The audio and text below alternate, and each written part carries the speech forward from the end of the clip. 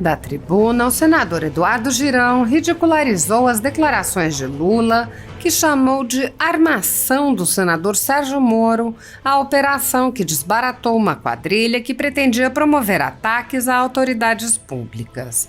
O senador Girão apontou: esse termo foi utilizado pelo presidente da República, Luiz Inácio Lula da Silva, para, sem nenhum pudor, agredir um senador da República que foi um servidor exemplar no nosso país, um servidor público, o senador Sérgio Moro. O presidente Lula usou esse termo para desmoralizar o Ministério Público Federal através do GAECO e a Polícia Federal, instituições respeitáveis, umas das mais acreditadas pelo povo brasileiro, que descobriram um gravíssimo esquema envolvendo o PCC para o senador Sérgio Moro e sua família, bem como atentar contra a vida de outras autoridades e servidores públicos. Nesse mesmo sentido, o presidente da República conseguiu a proeza de desmentir o seu próprio ministro da Justiça, que anunciou essa iminente ameaça e que teria protegido como governo federal o senador Sérgio Moro. O senador contrastou, mas o termo armação, senhor presidente, acaba servindo muito bem para resumir aquilo que está acontecendo nesses 100 dias do governo Lula. Girão apontou armações do governo Lula desde antes da eleição, quando, durante a campanha, cidadãos e veículos de imprensa, como a Folha Política, foram censurados pelo TSE sem respeito ao devido processo legal. O senador fez uma extensa lista de verdades que foram suprimidas do debate público pelo TSE. O senador Eduardo Girão fez uma lista de 8 armações que já foram observadas desde o início do governo Lula, mostrando que o presidente abandonou as promessas eleitorais e faz o que acusava Bolsonaro de fazer, além de fazer exatamente o que pessoas foram censuradas por alertar que ele faria. Entre as armações, o senador citou o financiamento a ditaduras. Girão disse: por que é que o Brasil vai pegar o dinheiro, tendo gente com necessidade, e vai mandar para ditaduras como o PT fez na sua história? É um dinheiro suado do trabalhador, do empreendedor que rala, que acorda às 5 horas da manhã para ir trabalhar para produzir. Aí pega o dinheiro dos nossos impostos e manda para Cuba, para Venezuela, para Nicarágua. Vejam o que esses países estão fazendo com o povo, fechando igreja, calando jornalista, deixando a população numa situação de miséria absoluta, sem liberdade de expressão, sem ter nada. Esse é o governo do social, dos direitos humanos? Financiar ditadura por alinhamento ideológico, de ideologia, de Foro de São Paulo, seja lá que raio que o parta? O senador Eduardo Girão também lembrou que, na campanha, Lula dizia condenar o orçamento secreto, mas passou a utilizá-lo assim que chegou ao poder e para tentar impedir investigações sobre seu governo. Girão disse: este governo Lula, este presidente Lula, dizia que era contra na campanha, condenava. Na hora da prática, está até oferecendo, segundo parlamentares aí, dezenas de milhões de reais para retirar a assinatura da CPMI dos atos de 8 de janeiro. Ele que dizia que o governo dele era vítima dos atos que depredaram esta casa, atos deploráveis. Mas por que ele não quer investigar quem fez isso? Tem alguém dele envolvido nisso, do governo Lula, da esquerda, infiltrados? Olha, seja de direita, de esquerda, de centro, nós temos que saber quem fez isso. Por isso, a investigação. Mas os chamados é que querem que seja investigado. E aqueles que se dizem vítimas não querem investigação. Essa história está mal contada, gente. Essa história está mal contada. O senador resumiu: há uma grande pergunta que não pode calar. Se apenas essas 8 graves medidas, essas armações que eu falei aqui, tivessem sido honestamente debatidas com o povo brasileiro na última campanha presidencial, será que o resultado teria sido o mesmo nas urnas? Eu não acredito. São questões por demais importantes que trazem prejuízos a todos os brasileiros e brasileiras. Então, estamos diante de mais um triste estelionato eleitoral. Assim como nas ditaduras que Lula quer financiar, no Brasil, a ditadura da toga segue firme. O país tem hoje presos políticos e jornais, parlamentares e influenciadores censurados. A Folha Política tem na sua receita, gerada desde 1º de julho de 2021, confiscada por uma canetada do ministro Luiz Felipe Salomão, ex-corregedor do TSE, com o aplauso e o respaldo dos ministros Luiz Roberto Barroso, Alexandre de Moraes e Edson Fachin. Todos os rendimentos de mais de 20 meses de trabalho do jornal estão sendo retidos sem justificativa jurídica. Anteriormente, a Folha Política teve sua sede invadida e todos os seus equipamentos apreendidos a mando do ministro Alexandre de Moraes. Mesmo assim, a equipe continuou trabalhando como sempre, de domingo a domingo, dia ou noite, para trazer informação sobre os 3 poderes e romper a espiral do silêncio imposta pela velha imprensa, levando informação de qualidade para todos os cidadãos e defendendo os valores, as pessoas e os fatos excluídos pelo mainstream, como o conservadorismo e as propostas de cidadãos e políticos de direita. Se você apoia o trabalho da Folha Política e pode ajudar a evitar que o jornal seja fechado pela ausência de recursos para manter sua estrutura, cumprir seus compromissos financeiros e pagar seus colaboradores, doe qualquer valor à empresa Raposo Fernandes por meio do Pix, cujo QR Code está visível na tela, ou por meio do código ajude@folhapolitica.org. Caso não utilize Pix, há a opção de transferência bancária para a conta da empresa Raposo Fernandes, disponível na descrição deste vídeo e no comentário fixado no topo. A Folha Política atua quebrando barreiras do monopólio da informação há 10 anos e, com sua ajuda, poderá se manter firme e continuar a exercer o seu trabalho. Pix ajude@folhapolitica.org. Assista. Obrigado, senador Stevenson Valentim, presidente dessa sessão, a equipe sempre muito atenciosa dos funcionários da Casa Revisora da República, assessores aqui presentes, senhoras senadoras, senhores senadores e especialmente brasileiros que estão hoje aqui conectados conosco, nos assistindo, nos ouvindo pela Rádio Senado, pela TV Senado. E eu queria fazer uma abordagem sobre os 100 dias do governo Lula, que nós estamos aí nessa semana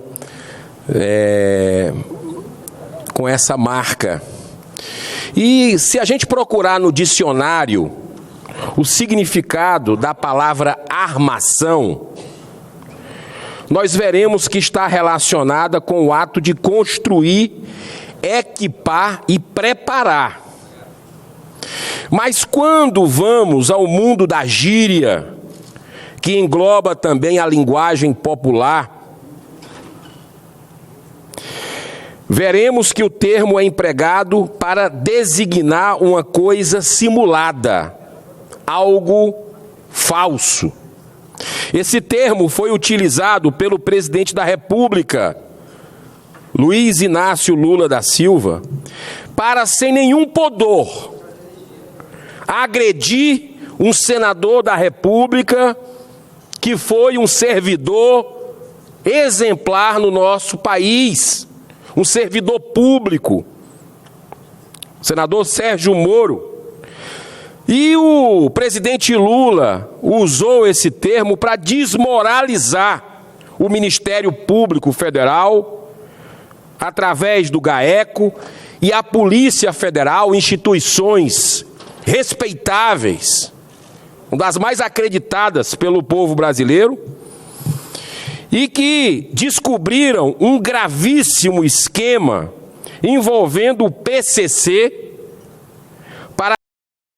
o senador Moro e sua família, bem como atentar com a vida, contra a vida de outras autoridades e servidores públicos.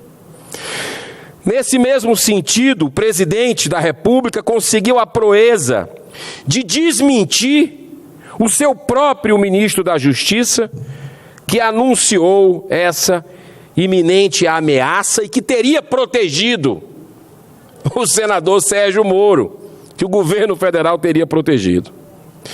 Mas o termo armação, senhor presidente, acaba servindo muito bem para resumir aquilo que está acontecendo nesses 100 dias do governo Lula. São muitas medidas que apontam para o grande retrocesso e para um dos maiores estelionatos eleitorais da história recente do Brasil.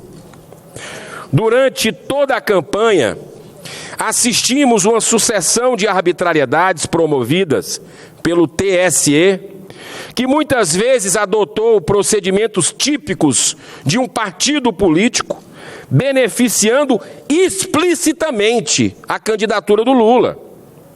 Quem pode esquecer as perseguições sofridas por pessoas, por cidadãos brasileiros, como o empresário Luciano Hang, que, dentre outras restrições, teve suspensas suas redes sociais, com mais de 12 milhões de seguidores.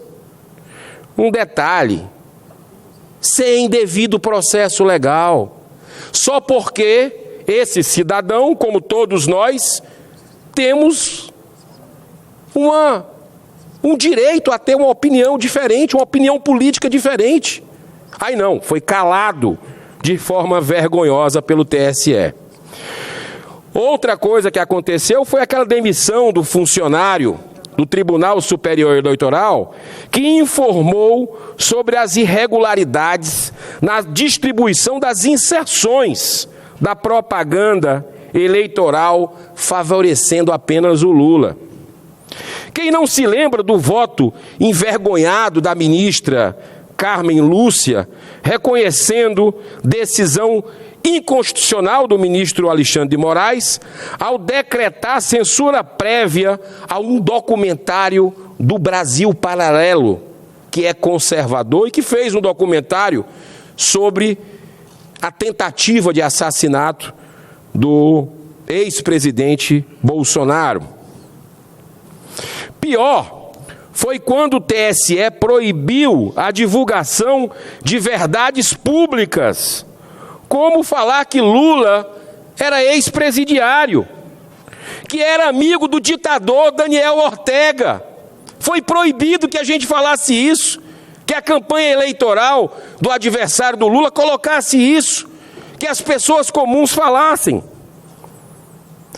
E também as supostas ligações entre o PT e o PCC, denunciadas por Marcos Valério, o operador do Mensalão, que depois a revista Veja mostrou diálogos de integrantes dessa facção criminosa, dessa organização, falando de diálogos cabulosos com o PT.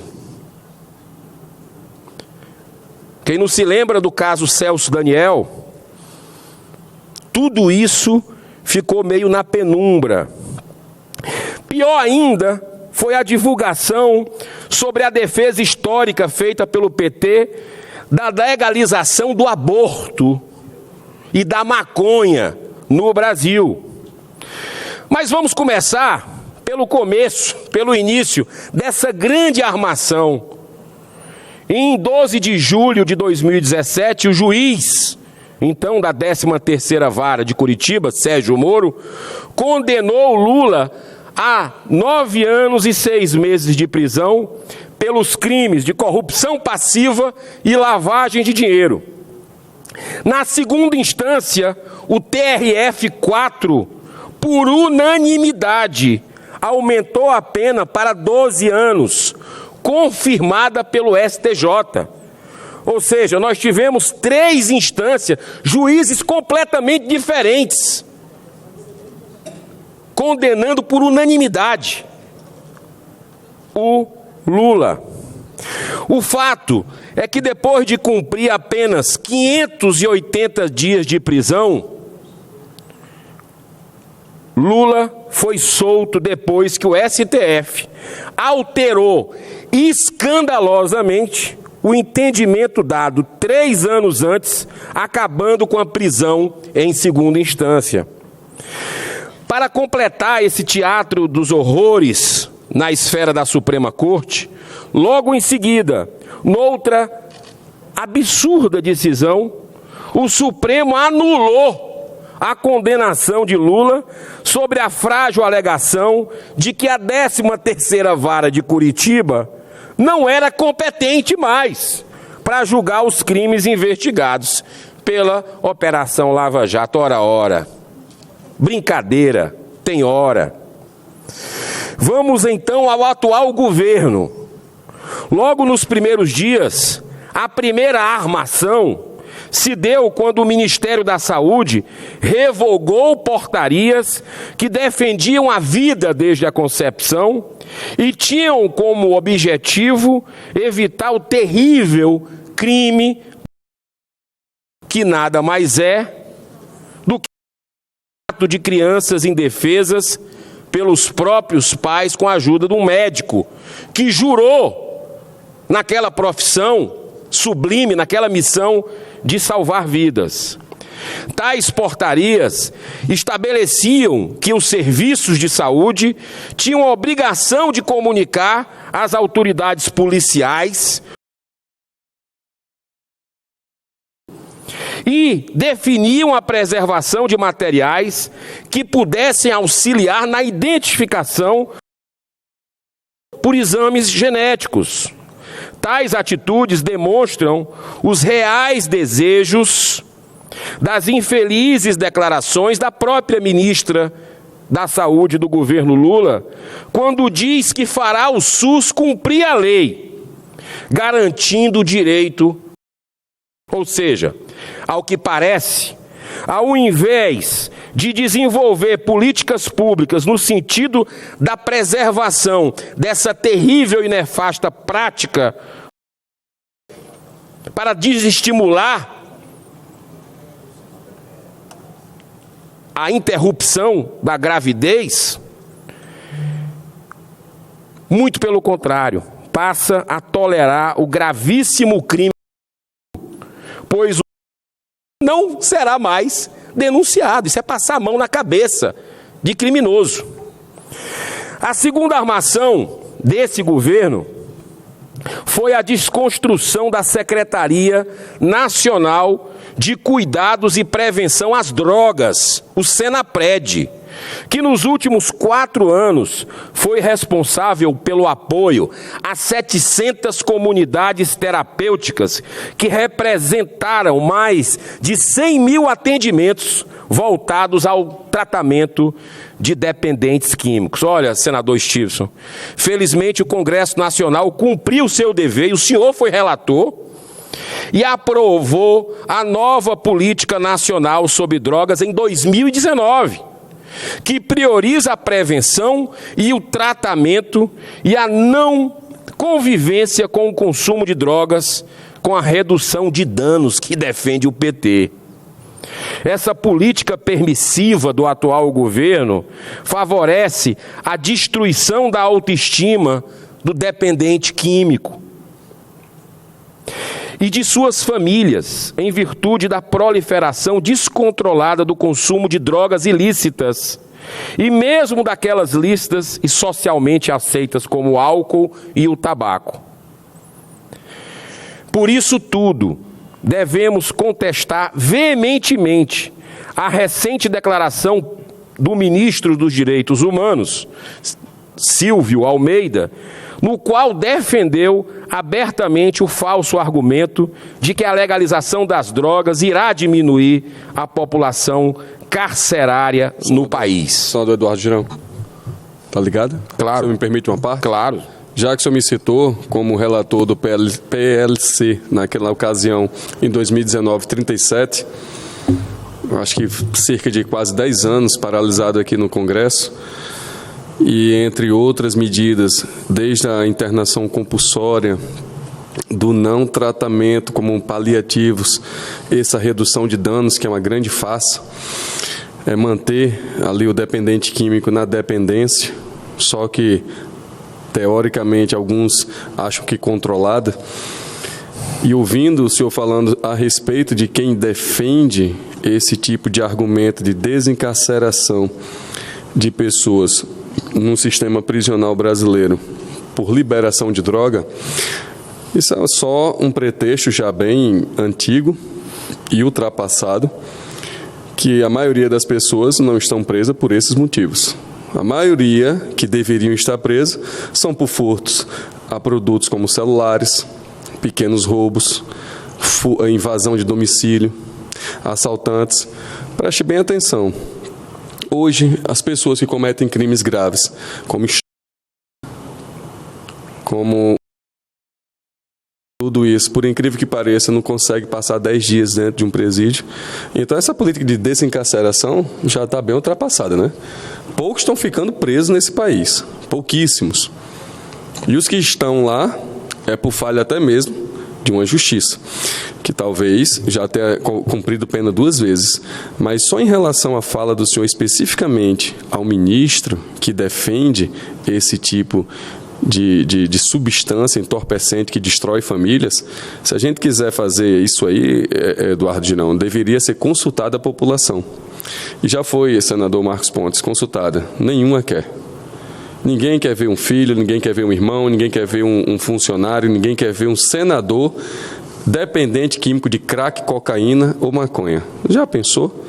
A minha pergunta para o ministro é, ele é dependente químico, ele usa droga, ele sabe o que é a droga, ele convive com alguém dependente químico, ele já foi, pelo menos, secretário de assistência social, porque se ele não for, eu vou dar uma experiência boa para ele lá no meu estado. Uma experiência boa para o ministro é ele ir justamente aonde não tem recurso e as pessoas estão fazendo tudo o que for possível para tirar os seus familiares da droga. Então, esse tema não é romântico, ele não é brincadeira, ele não tem esse perigo pequeno. Não dá para justificar a liberação de uma substância entorpecente que causa dependência química, principalmente nos jovens e nas crianças. Causa infertilidade, causa psicose, causa todo tipo de doença. Então não dá para ficar discutindo isso nesse âmbito. Então ele não vai encontrar uma facilidade aqui no Senado, pelo menos. Não é o fato de ser esquerda ou direita, o fato é de você estar preocupado com nossos filhos. Exatamente. O fato é de nós estarmos preocupados com a saúde pública. E quem vai pagar a conta depois de dependente? Vai ser o ministro da Cultura? É da Cultura ele? Não, é o ministro dos Direitos Humanos. Da Direitos Humanos. E como é que fica as pessoas na Cracolândia? Ele tira do presídio para jogar onde? Na rua? Comendo lixo? Dormindo pelo chão? Que é feio, né? Direitos humanos é isso, ministro. Vá numa comunidade dessa e observe as pessoas que perdem emprego, perdem família, perdem tudo, que se prostituem, que roubam, que furtam para manter vício. Ou vai querer também que o Estado pague a droga das pessoas? Só falta isso, né? Então, senador Eduardo Girão, essa pauta é caríssima para a gente. Nós que defendemos aqui, não é isso, não é conservador. Isso não é questão de saúde, é questão de proteção, é questão de defesa, é questão de conviver e conhecer a situação. Então, retorno a minha pergunta, será que quem defende é usuário de droga? E se fosse, declare. Diga assim, eu uso droga, estou aqui, me mantenho no cargo, tenho capacidade, porque tem que ser estudado. Porque eu não consigo imaginar que um dependente químico tenha sua vida laboral tranquila. Eu não consigo imaginar um policial usuário de droga agindo dentro da legalidade no seu trabalho. Eu não consigo imaginar um médico dependente químico fazendo a cirurgia. Eu não consigo imaginar um professor numa sala de aula com capacidade psicomotora dando aula. Então, essa parte era isso, senador. Muito obrigado, senador Steve. Esse à parte eu peço a mesa que inclua aí nos nossos, junto com o nosso discurso, mas eu faço uma pergunta novamente a quem está nos assistindo aí. Esse governo não é aquele que se dizia social? Não é aquele que se dizia preocupado com as pessoas mais pobres, mais necessitadas? Não era isso que dizia? Como é que se propõe a fechar o Senapred, que cuida de dependentes químicos? Como é que vai ficar as mãezinhas, os pais, os avós? Como é que vão ficar esses seres que precisam de uma atenção, de um acolhimento para se ressurguer na vida, para encontrar outro caminho? Vão para as ruas, essas pessoas vão voltar para as ruas, vão voltar para o crime. É uma falta de humanidade, de compaixão desse governo que se diz social. Isso é para inglês ver. A máscara está caindo de forma muito clara. E o Ministério da Justiça, para completar, se você acha que tudo isso é pouco, o Ministério da Justiça seguiu na semana passada a mesma linha, ao promover um seminário para discutir, acredite se quiser, para discutir uma estratégia nacional de acesso ao direito da mulher na política sobre drogas, onde defende a manutenção da guarda de crianças com as mães em estado de drogadição. É inacreditável. A terceira armação foi o anúncio da disposição em financiar, com recursos do BNDES, a construção de um gasoduto na Argentina. O povo brasileiro já sofreu muito em governos anteriores, como o calote desse tipo de financiamento, produzido por países como Cuba, que até os charutos eles ficaram de dar em garantia, Venezuela e Nicarágua. Em função disso, eu entrei com o PLC 163, um projeto de lei complementar, que impede a execução desse tipo de financiamento com recursos do povo brasileiro, do BNDES, enquanto existir algum cidadão em nosso país sobrevivendo na miséria. Por que o Brasil vai pegar o dinheiro, tendo gente com necessidade, e vai mandar para ditaduras, como o PT fez na sua história? O dinheiro suado do trabalhador, do empreendedor, que rala, que acorda 5 horas da manhã para ir trabalhar, para produzir, aí pega o dinheiro dos nossos impostos e manda para Cuba, para Venezuela, para Nicarágua. Veja o que é que esses países estão fazendo com o povo. Fechando igreja, calando jornalista, deixando a população numa situação de miséria absoluta, liberdade de expressão sem ter nada. Ou seja, esse é o governo do social, dos direitos humanos, financiar ditadura por alinhamento ideológico, de ideologia, de foro de São Paulo, seja lá que raio que o parta. A quarta armação desse governo diz respeito ao famigerado e indecente orçamento secreto, que passou agora a ser denominado de emenda de relator. O jornal Folha de São Paulo publicou uma extensa matéria informando que o governo fará o remanejamento de até 9 bilhões de reais, B de bola, índio, 9 bilhões de reais do nosso dinheiro, do contribuinte brasileiro, para ministérios, para bancar emendas parlamentares durante o ano de 2023. Olha, eu sempre fui contra esse orçamento secreto. Sempre votei contra, seja de governo Bolsonaro, seja de governo Lula. Mas esse governo Lula, esse presidente Lula, dizia que era contra na campanha. Condenava. Na hora da prática, está até oferecendo, segundo parlamentares aí, dezenas de milhões de reais para retirar a assinatura da CPMI dos atos de 8 de janeiro. Ele que dizia que o governo dele era vítima dos atos que depredaram essa casa, atos deploráveis. Mas por que ele não quer investigar quem foi que fez isso? Tem alguém dele envolvido nisso? Do governo Lula? Da esquerda? Infiltrados? Olha, seja de direita, de esquerda, de centro, nós temos que saber quem fez isso. Por isso a investigação. Mas o chamado é que querem que seja investigado.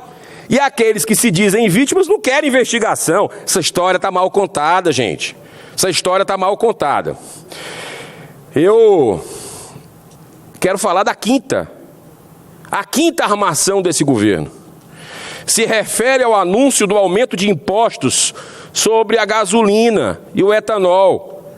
Historicamente, no Brasil, o preço dos combustíveis não afeta apenas aqueles que possuem veículos, mas impacta diretamente a inflação e tarifas públicas que prejudicam principalmente os mais pobres. Todo mundo sabe disso.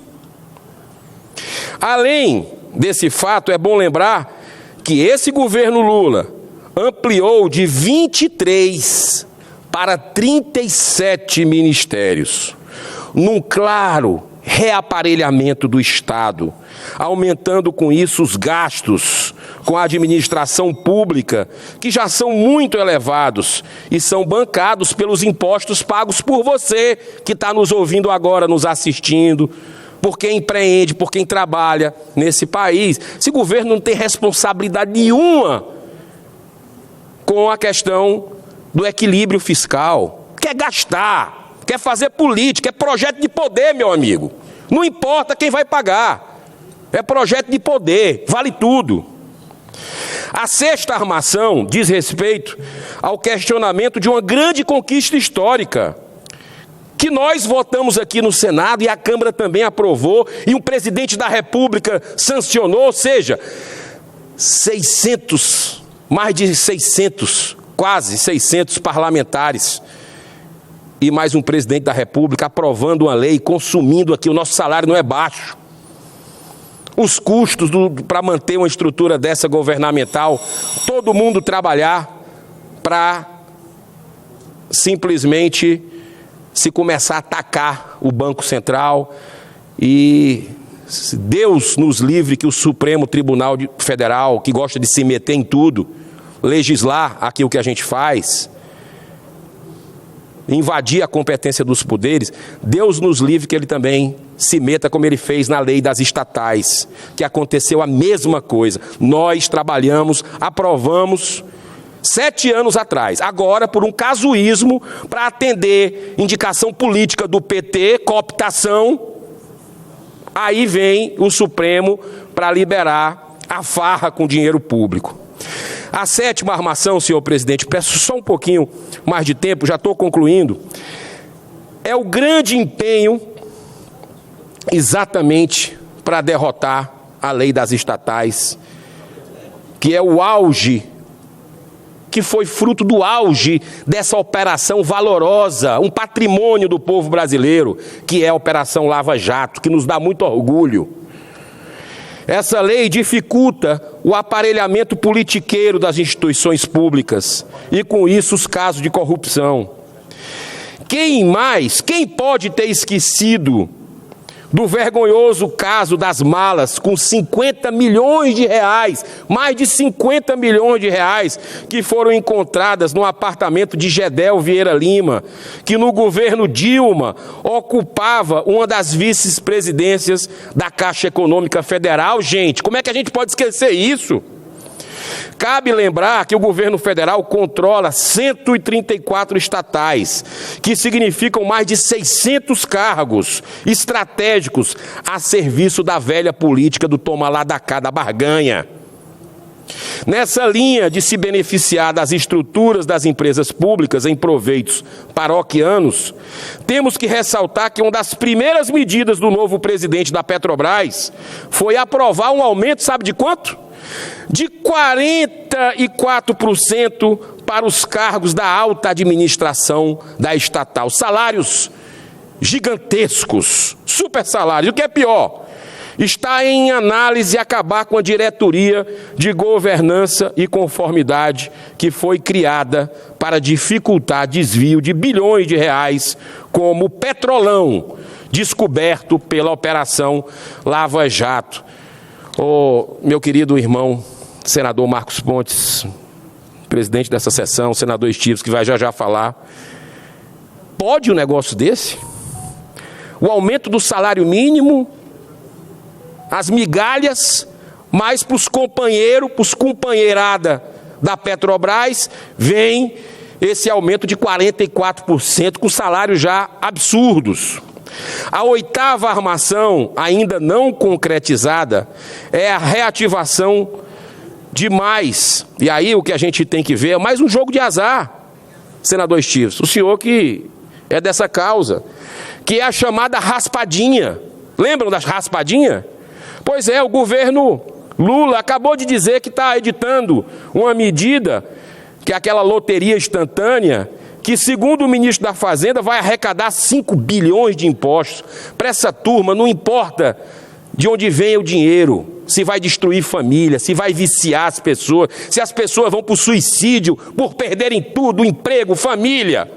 Esse é o governo do social? Pergunto a você, esse é o governo do social? Vai instituir jogo de azar para viciar as pessoas? Para perderem tudo que tem? Para um só ganhar? Em vez de criar novas oportunidades de trabalho e renda dignas para o povo, esse governo quer promover isso.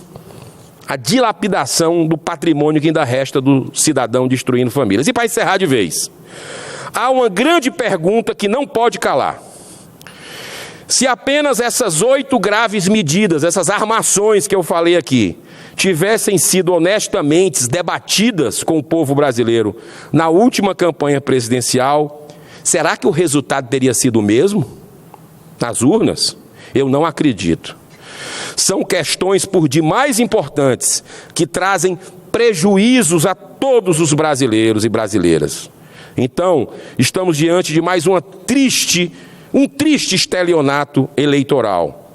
Esse é um mês que a nação brasileira rende homenagens a um de seus filhos mais ilustres, o filósofo, orador, jornalista, advogado, jurista, diplomata, ministro, deputado e senador por 32 anos, Rui Barbosa, o patrono dessa casa. Eu selecionei trecho de um de seus discursos da campanha à presidência da República em 1919. Sabe o que ele dizia naquela época? 1919, ele dizia assim, no minuto final realmente: o Brasil não são das ratazanas do tesouro, não são dos mercadores do parlamento, não são dos oligarcas estaduais, não são das sanguessugas da riqueza política, não são dos falsificadores de eleições, não são dos corruptores do sistema republicano. O Brasil é da multidão que não adula, não teme, não recua, não deserta e não se vende. Muito obrigado pela extrema tolerância, senhor presidente. Obrigado, senador Girão. Parabéns pelo discurso. Aliás, gostaria de fazer o seguinte comentário aqui. Nós estamos aqui para defender a sociedade, defender os brasileiros. E o senhor trouxe uma série de pontos importantes, como colocado no discurso, como armações. São exemplos negativos da falta de transparência, da falta de liberdade, exemplo de impunidade, do mau uso do dinheiro público e, no final das contas, a falta de integridade do que é falado para a população e do que é feito na prática. E isso a gente não pode tolerar aqui nessa casa. É a defesa da família, a defesa das nossas crianças, é a defesa do nosso patrimônio aqui no Brasil, a proteção dos nossos cidadãos, desse problema que atinge tanta gente como drogas. A gente não pode tolerar isso.